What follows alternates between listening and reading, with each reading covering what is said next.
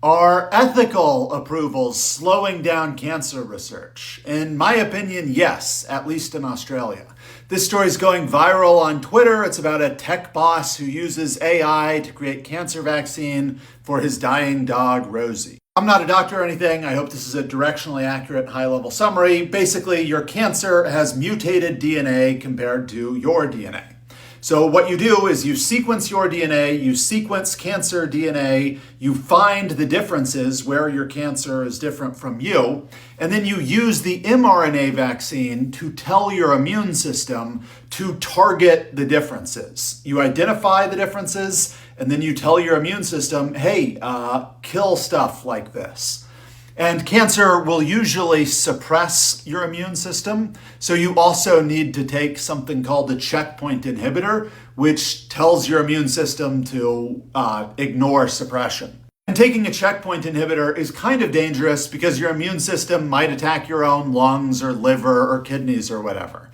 So don't take it for fun. But the logic is cancer says immune system, suppress. Checkpoint inhibitor says ignore that. And then the mRNA vaccine says target this. Now, it's not perfect because when you have cancer, you don't just have one mutation. Cancer cells mutate a lot.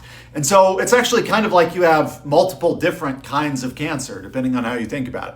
So you might have a tumor over here, and a tumor over here, and a tumor over here, and each tumor might be mutated enough that they are technically or meaningfully different. So if you sequence the DNA from this tumor and then you target your mRNA vaccine to tell your immune system to kill this, it might not affect other tumors. And there's something called tumor heterogeneity, which means even within the same tumor, this cancer might not be entirely the same. So at different layers or different levels of the tumor, the cancer might be meaningfully different. So your mRNA targeting might only apply to one layer of the tumor and not the other layers. And that's kind of what happened with Rosie the dog. After the treatment, after he sequences the tumor DNA, synthesizes an mRNA vaccine, gives it to Rosie, after the treatment, one tumor shrunk quite a lot, probably halved. Most of her tumors appear to melt away in a matter of weeks. But there was another large tumor that was unaffected. So it's like what I was saying before. The heterogeneity of a tumor means the treatment killed half of the tumor, but the other half remains.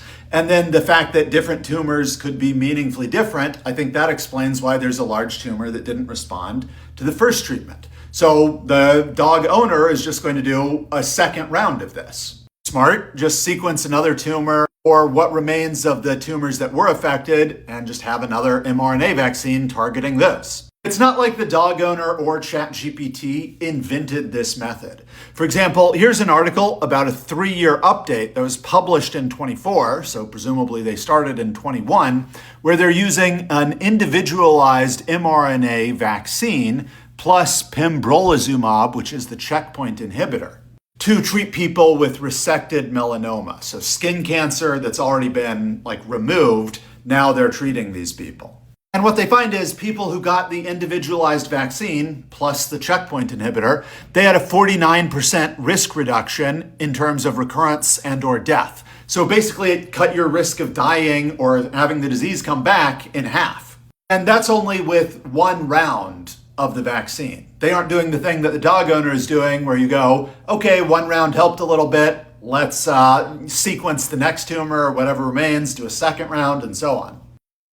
Use 120 different studies that are using mRNA vaccines for, and they're doing it in many different cancer types: prostate, melanoma, pancreatic, brain cancers. So it's kind of like the same technique applied to many different cancer types. And they find that generally the mRNA vaccines enhance the efficacy of traditional treatments and provide new therapeutic options. So they have some benefits.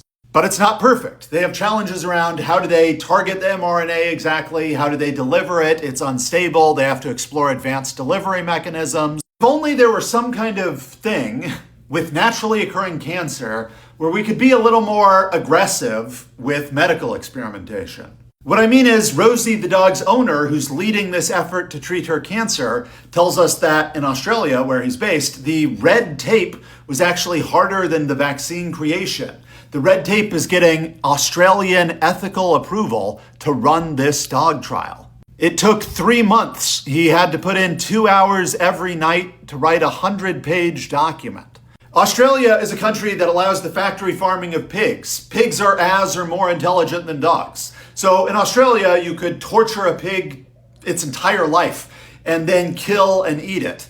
But you can't treat your dog's cancer without 3 months, a 100-page document, regulatory approval, ethics. And the reason I'm putting ethics in scare quotes like that is because there's actually nothing ethical about denying medical treatment to a dying dog for no benefit. It's actually to huge detriment, enormous detriment.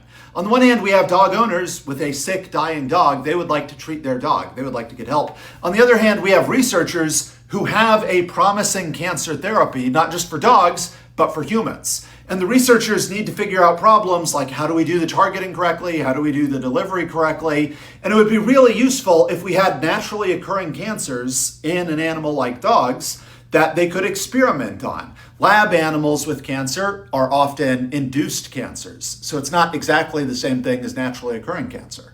And then inserted into this is the ethics and regulatory concern. Actually, have you thought about ethics and trying to treat your dog's cancer?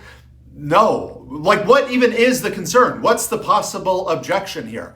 The dog is dying of cancer anyway, and I like dogs, but it's a dog, okay? Again, ethics, animal ethics doesn't stop you from torturing billions of pigs their entire life so you can kill and eat them. But it does stop you from treating cancer, from curing cancer. Are we sure ethics is the right word for this kind of objection? So, interesting story, very promising technology, I think. A lot of scientists and doctors are working on this, and that's how this guy was able to learn about it from ChatGPT and basically find and recruit the right scientists and doctors to do this operation for his dog. So I find that very encouraging. I'm really interested and encouraged by the technology.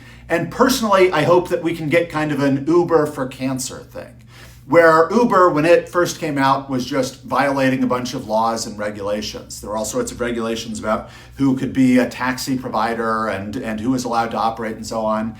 And Uber just ignored those regulations and broke all those laws and did it anyway without that and wound up being hugely successful. So I hope that there's a tech company with the mentality of Uber that just ignores the ethical constraints and whatever and runs forward, cures cancer in dogs, develops better methodology that can be applied to humans. I think that would be really good. That's what I'm hopeful for. So thanks for your time.